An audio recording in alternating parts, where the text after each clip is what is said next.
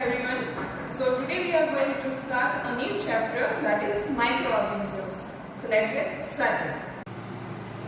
So first of all, what is microorganisms or microbes? See, you have seen several kinds of plants and animals.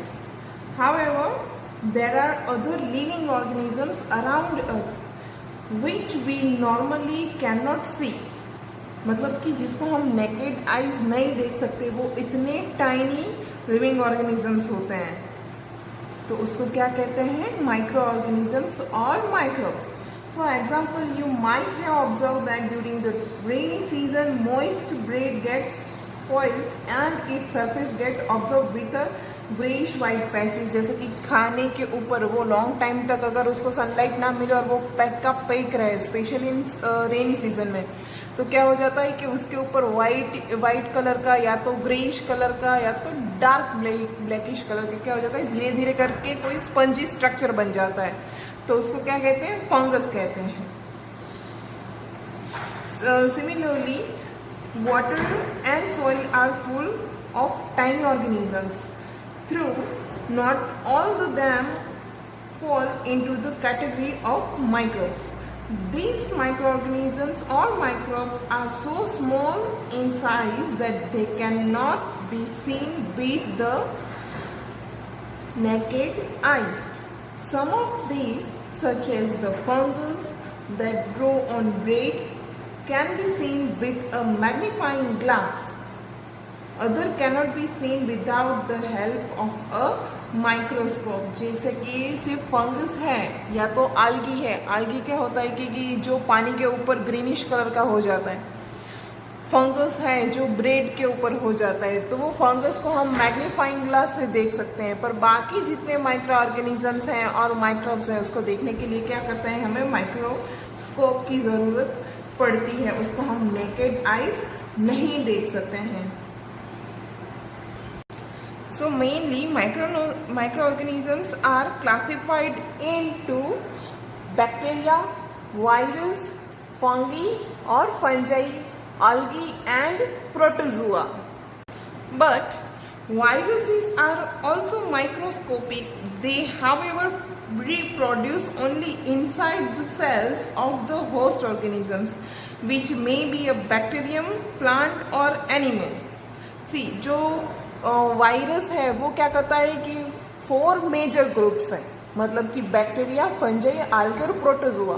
Virus भी एक micro organisms है, पर कब? जब वो एक होस्ट सेल के अंदर जाएगा, मतलब कि वो कोई दूसरे एनिमल्स के अंदर, प्लांट्स के अंदर या तो और छोटे माइक्रो ऑर्गेनिजम्स के अंदर जाके ही वो रिप्रोड्यूस कर सकता है. तब तक वो एक्टिव मोड में नहीं होता. पर जब उसको प्लांट, एनिमल या तो कोई और अदर माइक्रो ऑर्गेनिजम्स जैसे कि बैक्टीरिया, फंगाई, आल्गी और प्रोटोजोआ, उसमें से किसी एक के अंदर जाएगा वो, या तो एनिमल्स और प्लांट्स के अंदर, तभी जाके वो वायरस एक्टिव होगा और तभी ही वो रिप्रोड्यूस करेगा. तब तक वो रिप्रोड्यूस नहीं कर सकता है.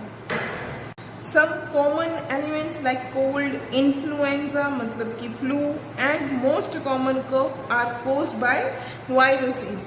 Serious disease like polio and chickenpox are also caused by viruses. Disease like dysentery and malaria are caused by protozoa, whereas typhoid and tuberculosis मतलब TB are bacterial diseases. See, here are some images of bacteria. First is rod shaped, second is spherical shape and the third one is spiral shape. Bacteria antibiotics की तरीके से भी use होता है, जिसको हम लेते हैं एज अ मेडिसिन. पर उसकी वजह से, बैक्टीरियल की वजह से कौन से डिजीजेस होते हैं? टाइफॉइड एंड ट्यूबरक्यूलोसिस मतलब कि TB. See, mostly organism classified into unicellular और multicellular. Organisms in the sense micro organisms are unicellulars. For example prokaryotics, protists and fungi. See, here some another example of unicellular, that is paramecium. Paramecium is a chappal like this shape. So first is gulate. Macronucleus, micronucleus, vacuole, cilia, pellicle, food vacuole, anal pore and contractile. So where do microorganisms live? Microorganisms may be single cell like bacteria, some algae and protozoa, or multicellular such as algae and fungi. अभी देखिए कि micro organisms हैं, या तो वो unicellular होंगे या तो मल्टीसेल्युलर होंगे. They can survive under all types of environment, ranging from ice, cold climate or hot spring and desert to marshy lands. कि वो कहाँ पे रह सकते हैं, तो वो हर जगह के एनवायरनमेंट के अंदर सेट हो सकते हैं, कि जहाँ पे एकदम हॉट रीजन हो या तो सबसे ज़्यादा कोल्ड रीजन हो. They are also found inside the bodies of animals, including humans. कि वो हर एक एनिमल्स की बॉडीज के अंदर भी रह सकते हैं और ह्यूमंस के अंदर से भी रह सकते हैं. Some microorganisms grow on other microorganisms while other exist freely. देखिए कुछ माइक्रो ऑर्गेनिजम्स ऐसे होते हैं कि जो बॉडीज के अंदर रहते हैं, पर सामने कुछ माइक्रो ऑर्गेनिजम्स ऐसे भी होते हैं कि जिसको फ्रीली एनवायरनमेंट में रहना पसंद है, तो वो फ्रीली रहते हैं. जैसे कि अमीबा है, उसको अकेला रहना पसंद है, तो वो अमीबा एनवायरनमेंट के अंदर अकेला ही रहता है. वाइल फंगी एंड बैक्टीरिया में लिव इन कॉलोनीज. कॉलोनीज मतलब कि वो ग्रुप्स में रहते हैं. कौन? फंगी और जो बैक्टीरिया होते हैं कुछ, वो क्या होते हैं? कॉलोनीज में रहते हैं. Now micro organisms and us. Micro organisms play an important role in our life.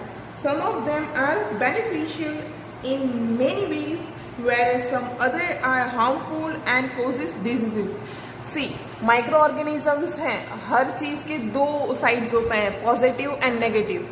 कुछ ऐसे साइड्स हैं कि जो हमें बेनिफिशियल है कुछ micro organisms, whereas some micro organisms ऐसे हैं जिसकी वजह से क्या होता है, हमें हार्मनेस होती है. तो वो हम आगे के पार्ट में देखेंगे.